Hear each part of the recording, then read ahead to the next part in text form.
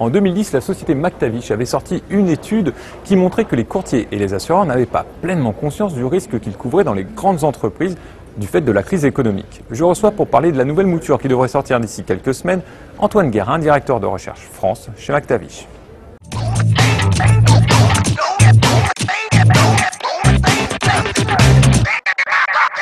Antoine, bonjour.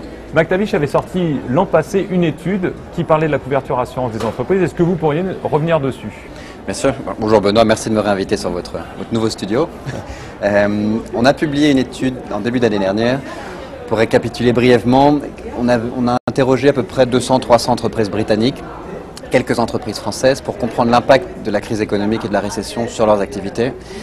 Et ce qu'on a réalisé, ce qui n'est pas une grande nouvelle non plus, c'est que toutes ces sociétés, en tout cas une très grande majorité, ont été forcées de mettre en place une multitude de changements opérationnels et stratégiques dans des délais très courts, très raccourcis. Donc les sociétés changent, ça c'est normal, mais là on a réalisé que dans une période de 18 mois, il y a eu énormément de changements qui ont été mis en place. Et lors de nos discussions, ce qu'on voyait, c'est qu'ils connaissaient bien les changements mis en place, mais qu'ils ne faisaient pas forcément le lien entre ces changements et l'évolution de risque de l'entreprise. Donc là, on parle d'un créneau de société qui est entre 50 millions et 2 milliards de chiffre d'affaires, jusqu'à 5 milliards. Mais généralement, il n'y a pas un risque manager dédié comme les gens qu'on a ici. Donc voilà, une multitude de changements. Donc on a par exemple, pour vous donner un exemple, une société de distribution, quelques centaines de millions de chiffres d'affaires qui font face à une baisse de la demande très importante, qui du coup vont fermer plusieurs sites. Ils vont également fermer, ils avaient auparavant des centres de distribution dans les régions, ils décident de passer à un centre national, ce qui entraîne des problématiques en termes de perte d'exploitation. Ils vont également regarder leur base de fournisseurs, ils vont la rationaliser, passer à moins de fournisseurs avec beaucoup plus de fournisseurs uniques. Ils vont ensuite transférer une partie de leurs fournisseurs vers des pays d'Asie du Sud-Est où il y a des problèmes potentiellement contractuels en cas de contentieux, et on en a beaucoup parlé pendant ces congrès. Ça c'est un exemple parmi tant d'autres où ils avaient une bonne réflexion sur les évolutions opérationnelles, mais pas sur les risques vraiment. Alors après, on a parlé à une cinquantaine de décisionnaires d'assurance, donc des chefs de ligne. En face à face, hein, en face à face, oui. Pour comprendre est-ce qu'eux voyaient ces évolutions. Parce que typiquement, les assureurs, je passe les détails techniques, mais ont des modèles actuariels très développés, très sophistiqués, mais qui souffrent un peu d'un effet rétroviseur. En fait, ils attendent que les sinistres arrivent pour pouvoir faire un calcul actuarial de la possibilité que de nouveaux sinistres arrivent. Donc ils nous ont dit, on ne voit pas encore les sinistres arriver, forcément. Et nous, ce qu'on pense, c'est que les modèles actuariels reflétant le passé ne sont plus forcément appropriés parce qu'il y a eu une rupture économique avec la crise économique. Donc ils ne peuvent pas simplement se baser sur les modèles actuariels, même si ceux-ci sont très importants, mais qu'ils doivent être plus proactifs pour mieux comprendre les risques qui évoluent. Ça, c'était l'étude qui portait sur l'année 2009. Vous avez réédité cette étude que vous êtes en train de finaliser pour l'année 2010. Alors, est-ce que la crise économique a un peu passé? Est-ce que les modèles ont changé? Est-ce qu'il y a eu des changements et des réactions? Alors, ce qu'on voit, c'est que la crise économique évolue, clairement. Elle n'est pas complètement passée, ça dépend des secteurs, ça dépend des pays. Ce qu'on voit, ce qu'on a cherché à faire, c'est aller plus loin dans certains secteurs. Donc, on a lancé des recherches sur certains secteurs en particulier. On a également eu beaucoup de retours de la part des courtiers, des assureurs, des régulateurs. On nous a demandé de faire des séances de formation pour que les gens ont relativement bien réagi par rapport à nos conclusions et nous ont demandé de former leurs équipes souvent. Donc on a la FSA en Angleterre qui nous ont demandé de former toutes les équipes des équipes de supervision des courtiers et des assureurs.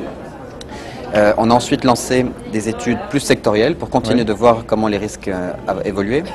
Et le gros travail qu'on a fait cette année et qu'on s'apprête à publier, donc on pourra en reparler dans les 2 prochaines semaines probablement, on a réfléchi, on a remis en question les modèles de placement des risques d'entreprise.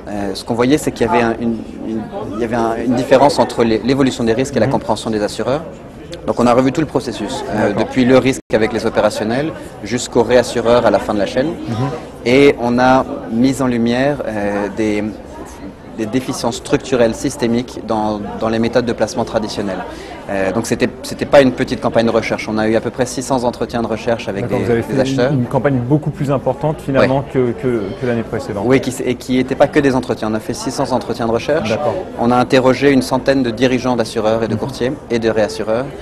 Et on a également fait une une centaine de revues des documents de présentation des risques qui sont généralement transmis aux assureurs et qui font partie du contrat d'assurance in fine.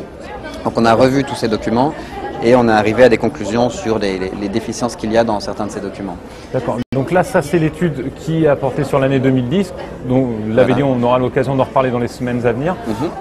Vous aviez déjà le projet, et je crois que vous allez le concrétiser, d'une étude qui serait plutôt centrée sur la France. Alors voilà, là, ces études étaient principalement britanniques. On a eu un dialogue très poussé avec des assureurs, des courtiers en France pour avoir leur avis sur cette étude. Ce qu'on souhaite faire maintenant, et ce qu'on est en train de finaliser, c'est de lancer une étude qui va probablement viser le segment des ETI et des PME en France.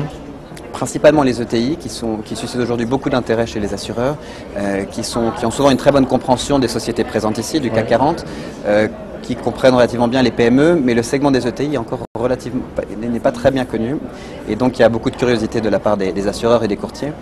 Donc on va lancer une étude sur un secteur donné avec un sponsorisé par un panel de courtiers et d'assureurs et on va chercher effectivement à comprendre les risques émergents et les problématiques de risque de ces sociétés qui sont différentes que des sociétés du CAC 40 et différentes des PME également.